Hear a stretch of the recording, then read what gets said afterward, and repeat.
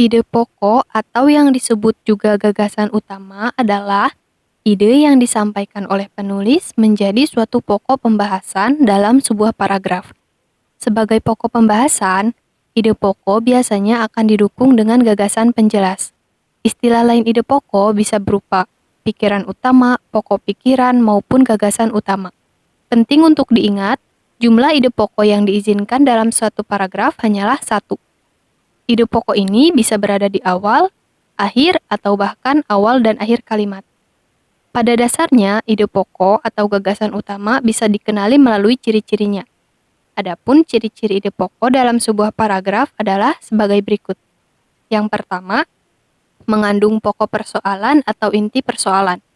Yang kedua, dinyatakan secara eksplisit dalam kalimat utama. Yang ketiga, ide pokok dituangkan dalam satu kalimat utama. Dan yang terakhir, kalimat utama bisa diidentifikasi dengan mudah melalui jenis paragraf bacaan.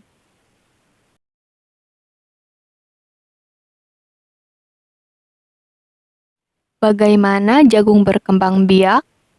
Jagung merupakan salah satu tanaman yang dijadikan bahan makanan pokok di berbagai negara, salah satunya di Indonesia.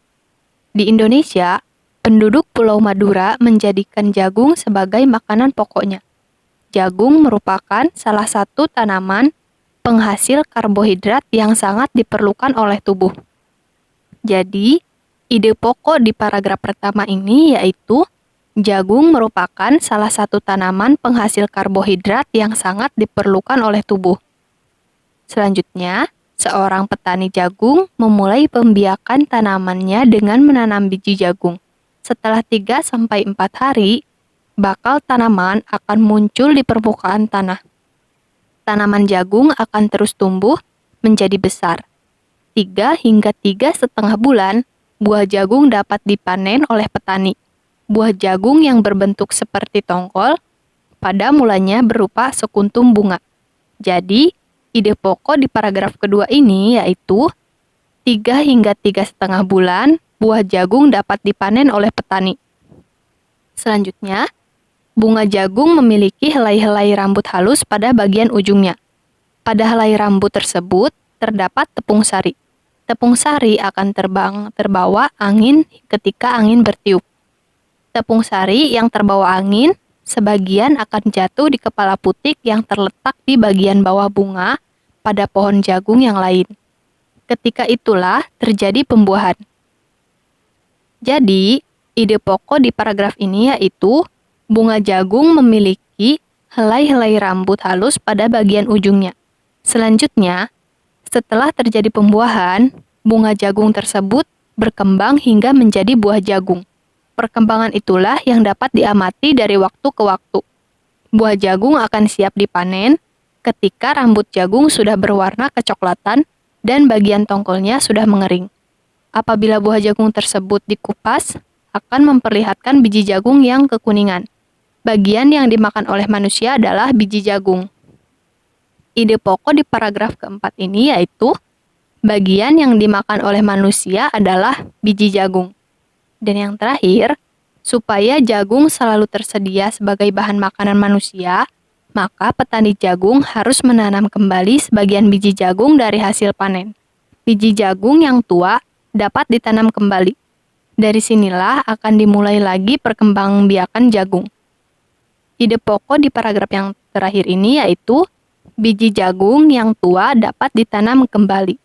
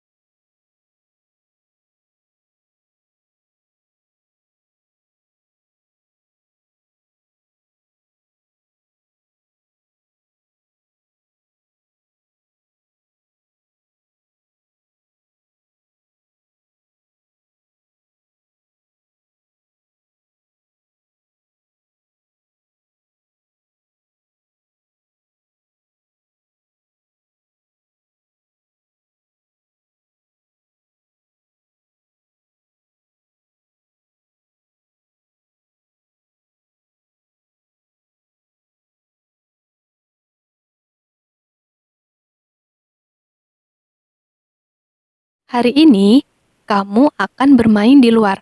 Permainan ini disebut dengan ambil benderanya. Saat bermain, kamu harus memiliki keterampilan berlari. Perhatikan sikap tubuh ketika berlari berikut ini. Kepala tegak, tangan agak menggenggam, bahu santai tidak diangkat, badan tegap tidak membungkuk, lengan di samping badan membentuk sudut 90 derajat, jangan angkat kaki terlalu tinggi, ujung kaki menghadap ke depan, dan telapak kaki jatuh pada tumit bukan pada ujung kaki.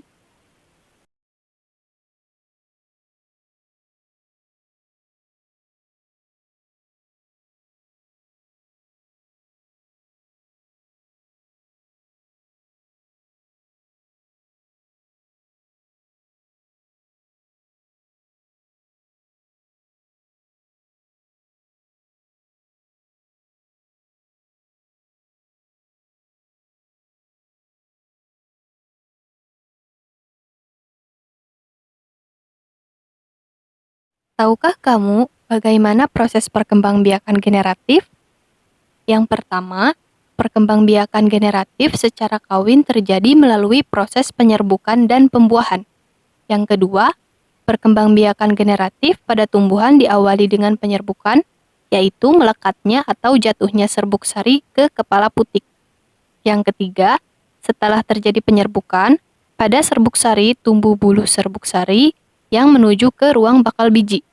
Kemudian, serbuk sari akan masuk ke ruang bakal biji melalui bulu serbuk sari. Yang keempat, di dalam ruang bakal biji terjadi pembuahan, yaitu peleburan serbuk sari, sel kelamin jantan atau spermatozoid, dengan kepala putik, sel kelamin betina atau sel telur. Yang kelima, hasil pembuahan adalah zigot. Yang keenam, zigot berkembang menjadi lembaga, lembaga berkembang menjadi bakal biji berkembang menjadi biji dan bakal buah, kemudian bakal buah berkembang menjadi daging buah. Yang kelima, lembaga yang berada di dalam biji merupakan calon tumbuhan baru. Dan yang terakhir, tumbuhan yang berkembang biak secara generatif antara lain padi, mangga, durian, dan jambu.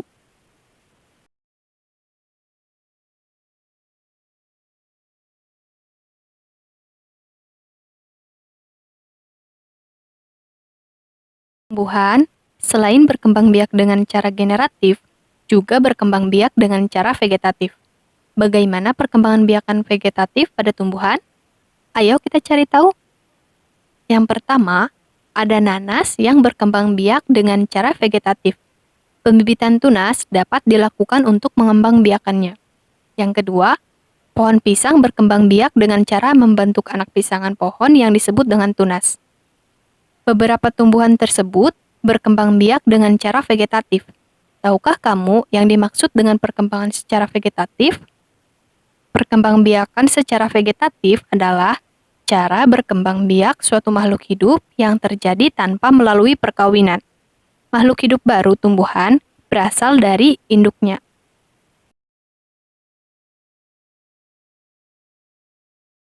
Nanas. Nanas berkembang biak dengan cara vegetatif. Perkembangan vegetatif pada tanaman nanas adalah dengan stek batang, stek buah, tunas batang maupun tunas akar. Nanas merupakan tumbuhan yang berkembang biak dengan cara tunas. Tunas pada nanas diambil dari bagian buahnya. Tunas adalah bagian dari tumbuhan yang baru tumbuh dari pangkal batang induk.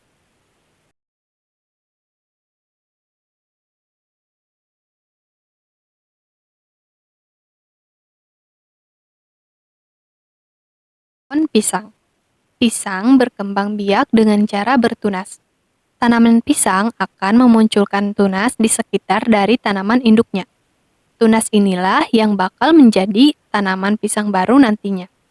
Kita bisa mengambil tunas pisang ini untuk di taman di tempat lain dan menghasilkan tanaman pisang baru.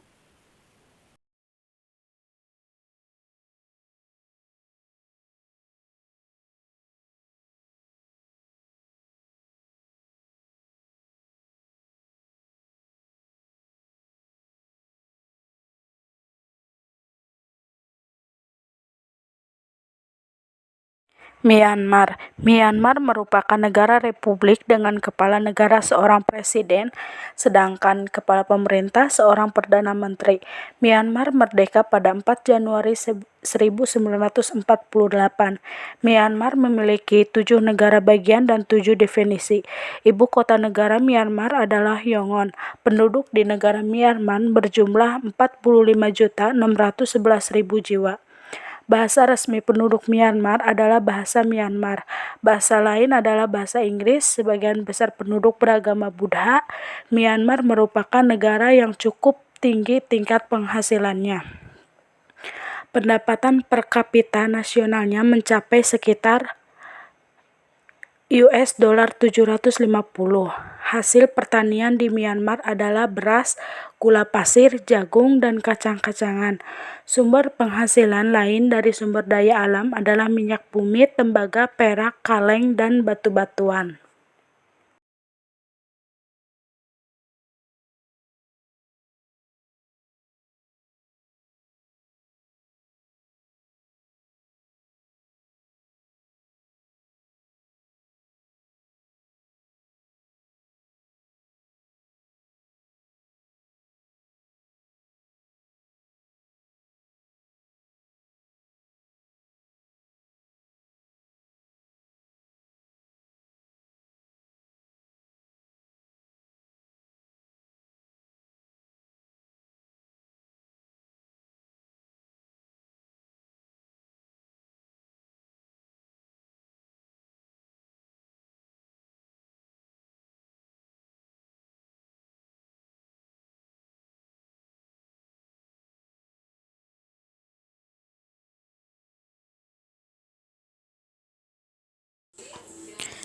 Pembacaan angka.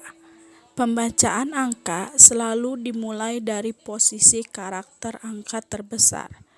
Bilangan yang memiliki 2 karakter, angka terbesarnya adalah puluhan.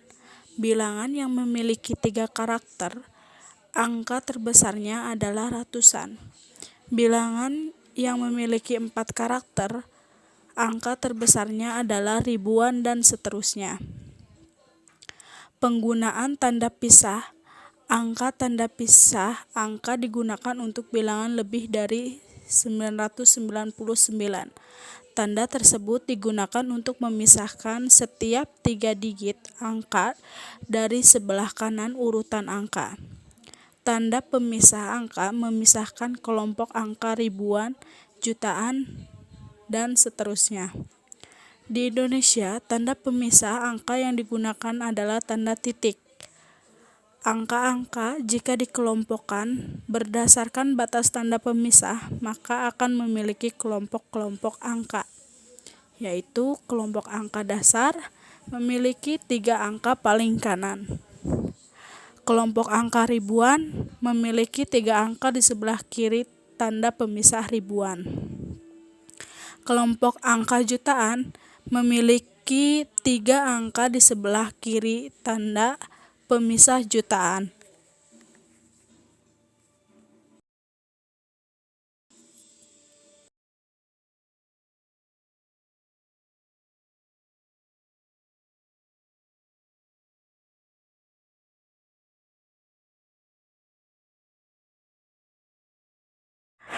Untuk membuat model patung yang dapat kamu lakukan ialah tempatkan tanah liat di atas meja, putar sedikit demi sedikit, pijat-pijat bahan hingga mendekati bentuk yang diinginkan secara global.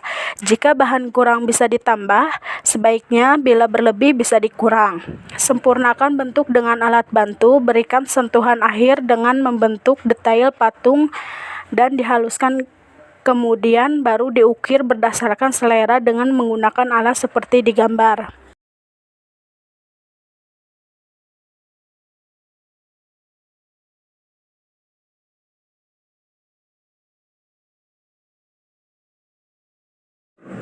Untuk menghias patung, kamu dapat mengeringkan tanah liat terlebih dahulu, lalu kalau sudah kering, catlah dengan seleramu.